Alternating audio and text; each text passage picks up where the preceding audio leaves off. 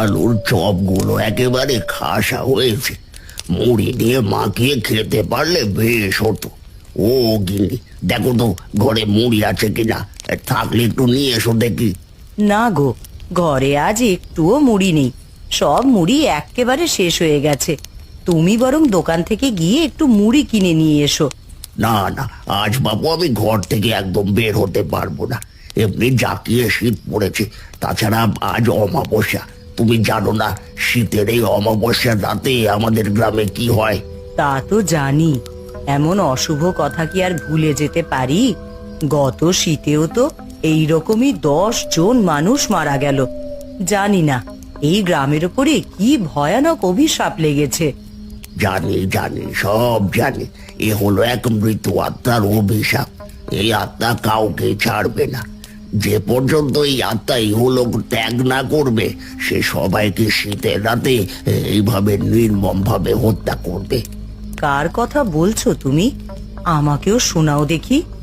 আজ বিয়ে হয়ে 50 বছর এই গাঁয়ে এসেছি, কই কোনোদিনও তো এমন অভিশাপের কথা আমাকে খুলে বলনি। এসব কথা না বলাই ভালো। তবুও যখন শুনতে চাইছো, আলুর চপ খেতে খেতে আমি তোমাকে গল্পটা শুনিয়ে দিই। এরপর নরেন খুড়ো প্রদীপের মৃদু আলোতে তার স্ত্রীকে গল্প শোনাতে লাগলো। ঘটনাটি ছিল কমপক্ষে 60 থেকে 70 বছর আগের। এই গ্রামে মতিন নামে একটা লোক বাস করত। মতিন তার স্ত্রী সন্তানকে খুব ভালোবাসতো। এমন এক শীতের রাতে মতিন বাজার হাতে নিয়ে বাড়িতে ফিরছিল। কি ব্যাপার রে কালু? একটা বিপদে পড়ে গেছি গো। ছোট ভাইটারে দেশের বাইরে পাঠাচ্ছি, হাতে কোনো টাকা পয়সা নাই। শুনেছি তুমি তোমার মেয়ের বিয়ের জন্য অনেক টাকা জমিয়েছো। বলি দাও না আমাকে কিছু টাকা ধার। মানে কি বলছিস তুই? 1 মাস পরে আমার মেয়েটার বিয়ে, এখন এই টাকাগুলো আমার খুব দরকার। তোকে যদি টাকাগুলো ধার দিয়ে দিই, তাহলে তো বাবা আমি বিপদে পড়ে যাব। আরে এইসব নিয়ে তুমি একটুও ভেবো না মতিন ভাই, আমি তো আছি।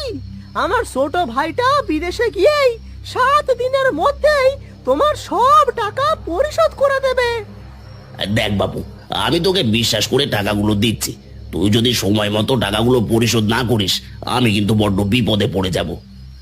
আরে বাবা, ছোটবেলা থেকে তুমি আমারে চেনো, আমার প্রতি কি তোমার বিন্দু মাত্র বিশ্বাস নাই?